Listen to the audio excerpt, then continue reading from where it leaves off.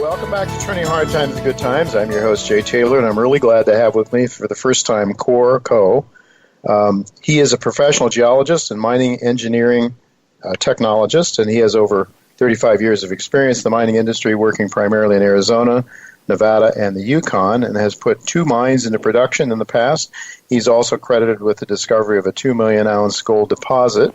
Cor has been a director and an officer of several successful public mining companies. He is currently focused on building the shareholder value for Sitka Gold Corp, which I'm very happy about because I am a shareholder of Sitka Gold Corp, and it's also a company that I've recommended in my newsletter. It's also, of course, a sponsor to the show. One of those properties that Sitka has is in Arizona, another in Nevada, and a third in the Yukon. It's my understanding that all 3 of those projects are expected to be drilled this year, with the first one, the one in Arizona, already having the drill turning on it, and it's also my understanding that we could be getting some assay results in the not-too-distant future from that property as well. One of the things that I really liked, I mean, the company has a market cap of only about $5.2 million in U.S. money, selling at around 17 cents in U.S. funds. And the fact that they have not 1 but 3 properties, all of which have really good prospects. Some, the probability is better for success than others, but nonetheless, 3 properties, and the market's almost giving the company almost no value to speak of for a company with so many good assets. So, Cor, I want to thank you so much for joining me today. Oh, thanks, Jay. I appreciate that offer. It's really good to have you here, and I should mention, I think you made an announcement today that you've acquired some more ground up in your Yukon property. I think you're probably going to have to pay for that in part with shares. Is that right? And if so, that would give you something like 33 million shares out. That's all. That's correct. Yes, absolutely. All right. So we're looking at just a very small market cap, and so let's talk about your properties because, okay, a small market cap, if you got no value, so what? But I see potentially a great deal of value here, and the one that you're operating on now is Burro Creek. That's the one in Arizona. What can you tell us about that, and what do you hope to achieve with Burro Creek this year?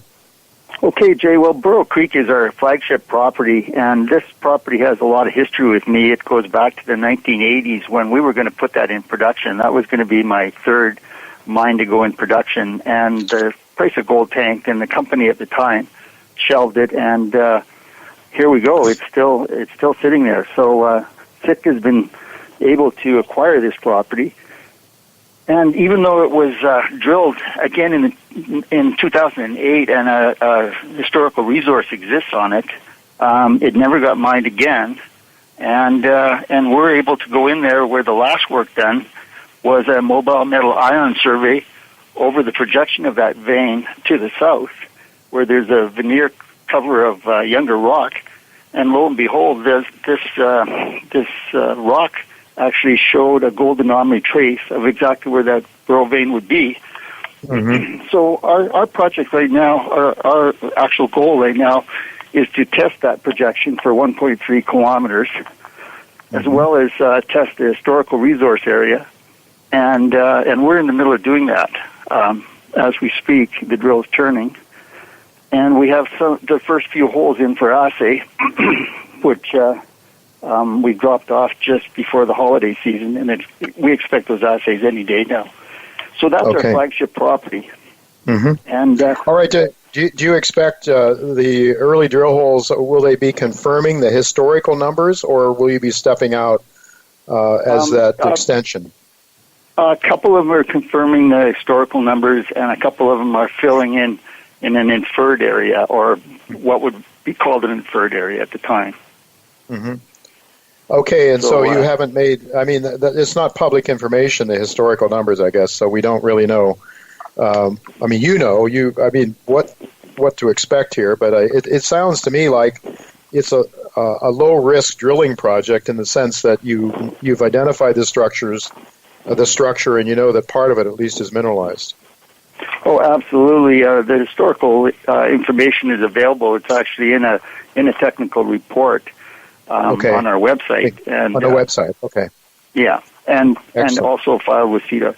But it is low risk in the respect that we're pretty comfortable that the historical drill hole intercepts are valid. And again, I have to qualify that they are historical, and that's part of what this program is going to do is test that a bit. But the primary focus for us is to see how big this deposit can be, this mineralization. And if it wasn't for the geochem that was done, the last work done on the property, we wouldn't be nearly as excited about the potential of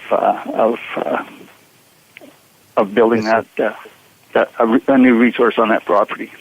And this is a near-surface deposit that could be mined from surface, or is it an underground project? And well, it's both. It's a wide vein system, an epithermal system, low sulfidation it reaches up to 40 feet wide on the surface of the historical mineralized zone, and but within that there are components of very high grade gold and silver, like over an ounce of gold and 20 ounces of silver, mineable widths of like 3 feet.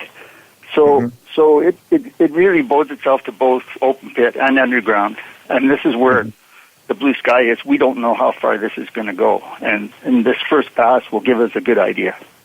Well, the first pass could also get people excited in the shares. I suspect if the numbers come out anything like you might expect. Well, anyway, that's the first project. That's your flagship, but you've got two more we need to talk about and try to let people know a little bit about today, because this is just really an introduction of your story to our listeners.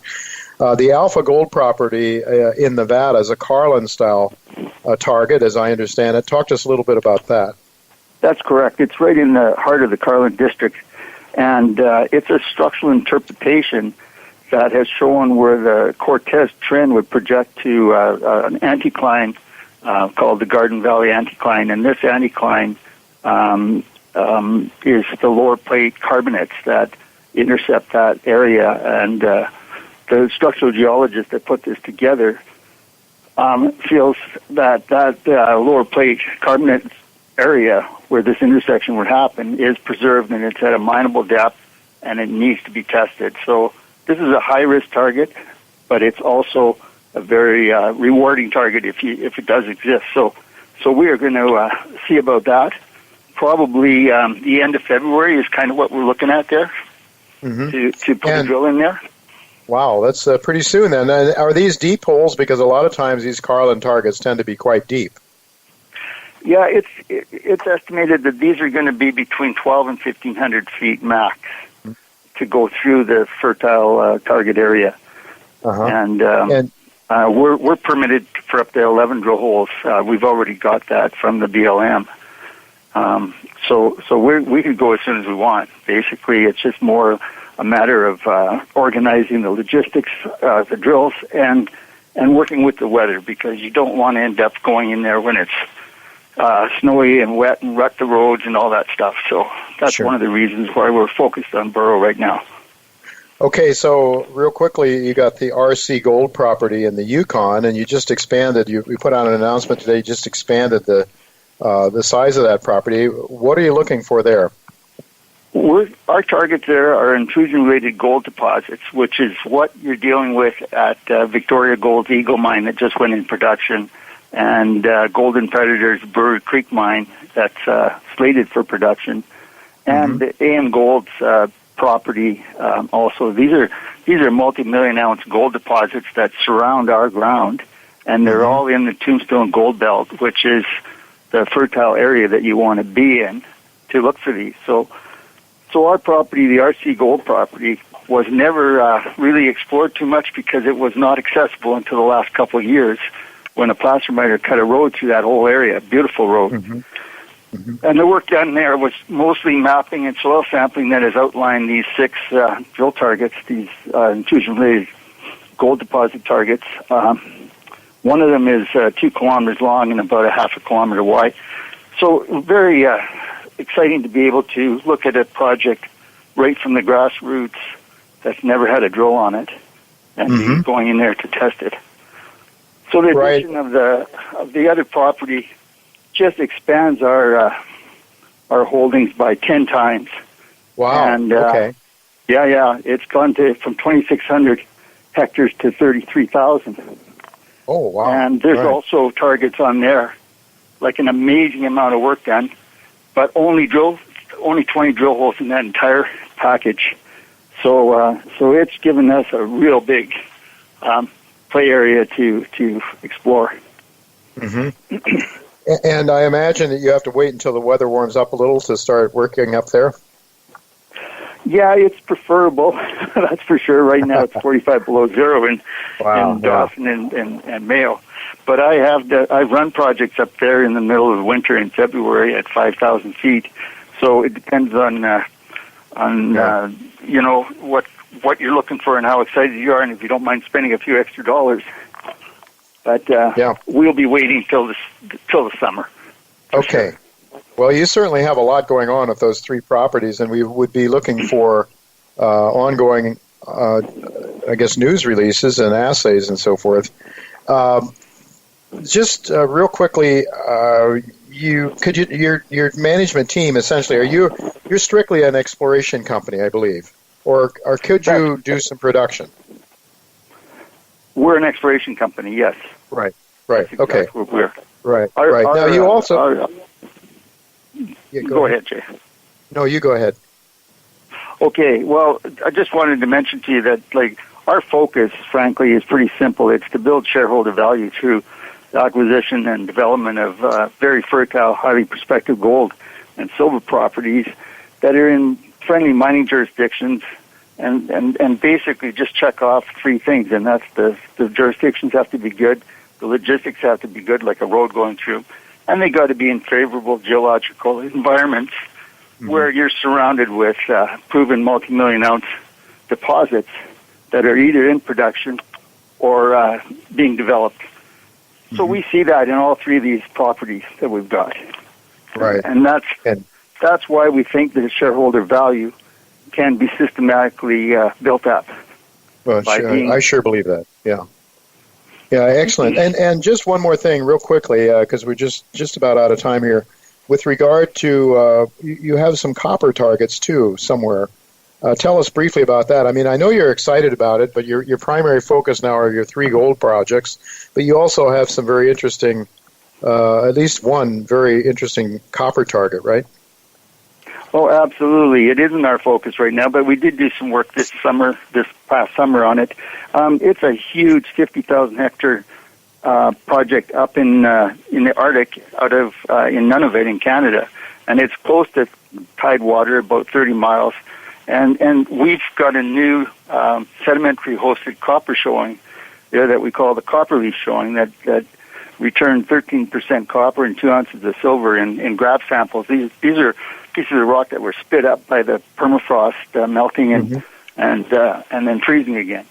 Oh, and okay. We ran a geophysics survey over that area, a gravity survey, and we extended that survey this summer, and it shows a gravity anomaly below these rocks on the surface that we're postulating could be copper mineralization, and being sedimentary hosted, it excites us because there could be substantial tonnage and found here. So yeah, that's through Sitka's subsidiary, Arctic Copper Corporation, which we own 100%. All right.